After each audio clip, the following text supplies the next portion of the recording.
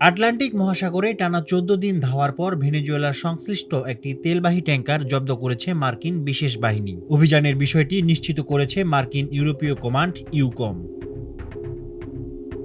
রুশ পতাকা লাগিয়ে এবং নাম পরিবর্তন করে পার পাওয়ার চেষ্টা করেও শেষ রক্ষা হয়নি মেরিনেরা নামক এই বিশাল জাহাজটির। এর আগে এই অভিযানকে কেন্দ্র করে উত্তর আটলান্টিকের আন্তর্জাতিক জলসীমায় যুক্তরাষ্ট্র ও রাশিয়ার মধ্যে যুদ্ধাবস্থা তৈরি হয়েছিল। তখন থেকেই রাশিয়ার একটি সাবমেরিনও যুদ্ধজাহাজ ট্যাঙ্কারটিকে পাহারা দিলেও মার্কিন কমান্ডোরা শেষ পর্যন্ত সেটির নিয়ন্ত্রণ নিতে সক্ষম হয়েছে।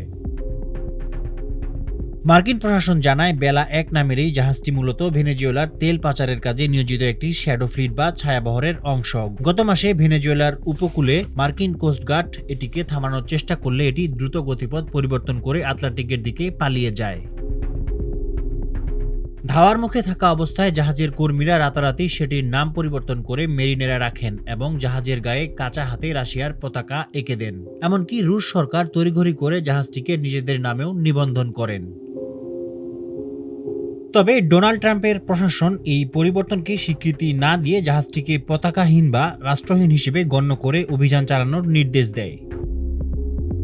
মার্কিন সংবাদ মাধ্যম সিএনএর প্রতিবেদনে বলা হয়েছে, যুক্তরাজ্যের বিভিন্ন সামরিক ঘাঁটি ব্যবহার করে এই বিশাল অভিযান পরিচালনা করা হয়। আইসল্যান্ড ও ব্রিটিশ দ্বীপপুঞ্জের মাঝামাঝি এলাকায় প্রচণ্ড প্রতিকূল আবহাওয়ার মধ্যেই বিশেষ প্রশিক্ষণপ্রাপ্ত মার্কিন কমান্ডোরা জাহাজটিতে চড়াও হন এবং ক্রুদের জিম্মি করে নিয়ন্ত্রণ নেন।